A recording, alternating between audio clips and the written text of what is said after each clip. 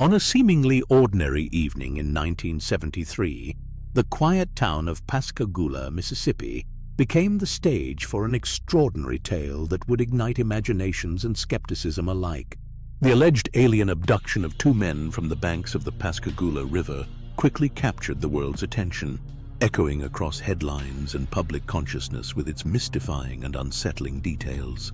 Even decades later, the story enthralls believers and doubters, its peculiar details and human drama making it one of the most enduring mysteries in UFO history. In 1973, reports of unidentified flying objects were stirring public curiosity, setting a climate of intrigue for stories of encounters from the unknown. Against this backdrop, shipyard workers Charles Hickson, aged 42, and Calvin Parker, just 18, sought an evening of peaceful fishing on the Pascagoula River, unaware their lives were about to change forever.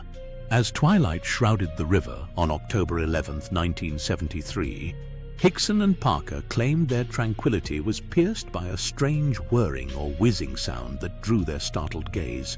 Before them, a football or egg-shaped craft hovered above the silvery water, its flashing blue lights painting the riverbank in an otherworldly glow. From this luminous vessel, three bizarre beings descended, large, gray, and unsettlingly alien, with robotic slit mouths, crab-like pincers, bullet-shaped heads, and features that seemed more insect or machine than human. Paralyzed by an unseen force, the men found themselves lifted toward the craft. Powerless as Parker slipped into unconsciousness and Hickson remained awake but immobile. Inside the mysterious object, they described surreal medical examinations.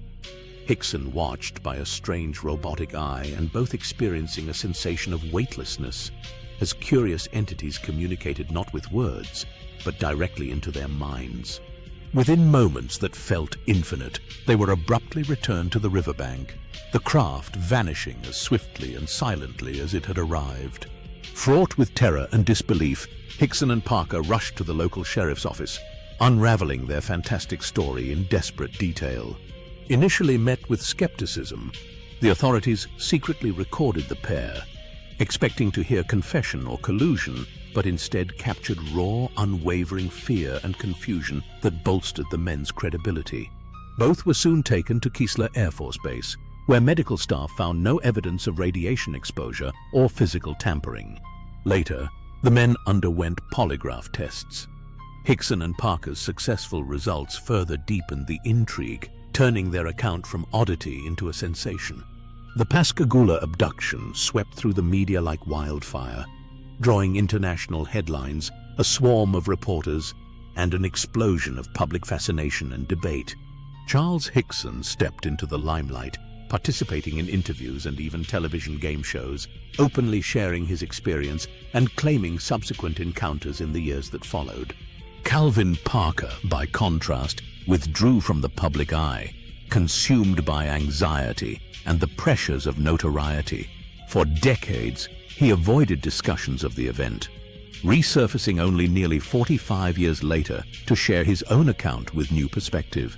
In October 1973, two men named Charles Hickson and Calvin Parker claimed they were abducted by aliens while fishing on the Pascagoula River in Mississippi.